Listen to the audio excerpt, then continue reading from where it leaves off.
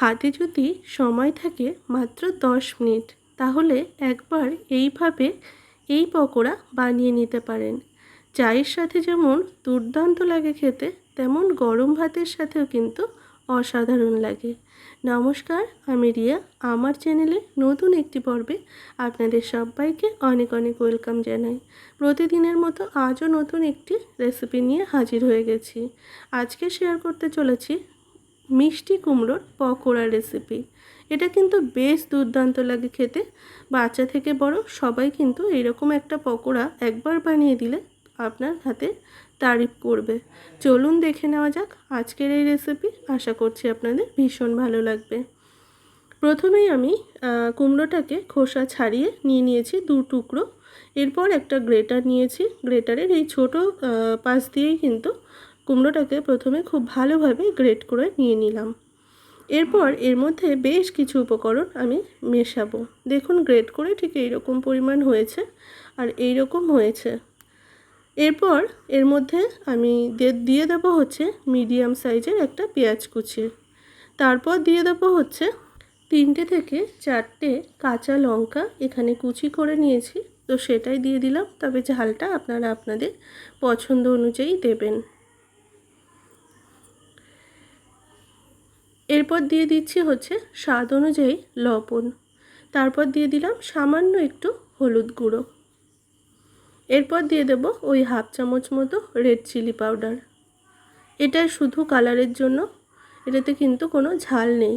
এরপর দিয়ে দিলাম হচ্ছে 2 চামচ বেসন এবং তারপর দিয়ে দিচ্ছি হচ্ছে 3 চামচ চালের গুঁড়ো। এই চালের গুঁড়োটা দেওয়ার কারণে কিন্তু বেশ মুচমুচে হবে। খুব সামান্য একটু ব্ল্যাক পেপার অ্যাড করেছি।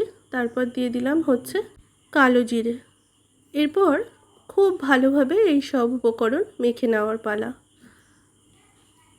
খুব সুন্দরভাবে কিন্তু মেখে নেব বেশ কিছুটা সময় নিয়ে।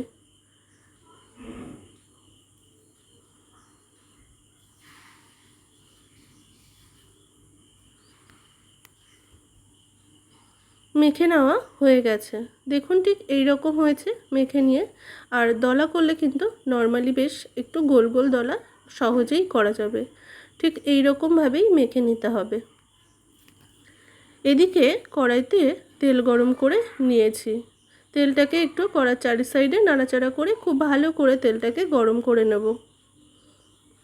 এরপর আপনারা আপনাদের পছন্দ অনুযায়ী শেপ করে নিতে পারেন। এখানে আমি একটু গোল গোল করে নিয়েছি আর একটা কিন্তু ছেড়েও দিয়েছি। এরপর পরপর সব বাকিগুলোকেও ঠিক একইভাবে কিন্তু তেলের মধ্যে ছেড়ে নেব। এটা কিন্তু ভেজে নিতে বেশ 7 থেকে 8 মিনিট আমার সময় লাগবে। যত বেশি সময় ধরে অল্প আঁচে ভাজা হবে এই পকোড়াটা কিন্তু ততটাই মুচমুচে হবে।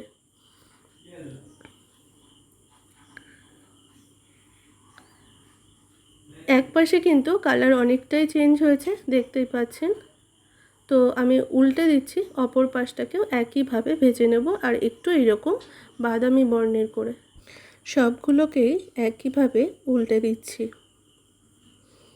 প্রথমে যেহেতু এই দুটো পড়েছিল তাই একটু আগেই কিন্তু কালারটা চেঞ্জ হয়েছে, তবে বাকিগুলো একটু পরে দিয়েছি বলে কালারটা চেঞ্জ হতে একটু সময় লাগছে, তাই একটু দেরি করে এগুলোকে কিন্তু উল্টে দিচ্ছি। অল্প আঁচে রেখে 7-8 মিনিট ধরে আমি এই পকোড়াটা বানিয়ে নেব। সব পাশ যাতে খুব ভালোভাবে ভাজা হয় সেদিকে খেয়াল রেখে কিন্তু ভেজে নিতে হবে।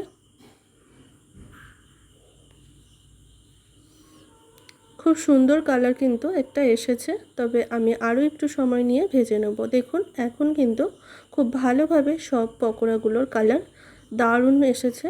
আমি তুলে নিচ্ছি একটা পাত্রে। একটা প্লেটে কিন্তু তুলে নিয়েছি। এরপর আমি আবারও বাকিগুলো ভেজে নেব। একে একে আবারও আমি তেলের মধ্যে ছেড়ে দিচ্ছি। সবগুলোকেই একইভাবে দিয়ে দিয়েছি আবারও। খুব সুন্দর লালচে করে কিন্তু ভেজে নিয়েছে। আবার উঠিয়ে নেওয়ার পালা। এই পদ্ধতিতে যদি আপনারা এই কুমড়োর পকোড়া বানান, এটা কিন্তু দারুণ টেস্ট হয়। চা বসিয়ে আপনারা খুব ঝটপট বা 10 মিনিটের মধ্যে এই রকম একটা পকোড়া বানিয়ে নিতে পারেন। সন্ধ্যার টিফিনটা তাহলে জাস্ট জমে যাবে। আজকের এই মিষ্টি কুমড়োর পকোড়া রেসিপি আপনাদের কেমন লাগলো অবশ্যই কমেন্ট করে জানাবেন। ভালো লাগলে লাইক, কমেন্ট, শেয়ার এবং আমার চ্যানেলে নতুন বন্ধু হয়ে থাকলে চ্যানেলটিকে সাবস্ক্রাইব করার অনুরোধ রইল। সবাই ভালো থাকবেন। অনেক ধন্যবাদ। Thank you so much for watching.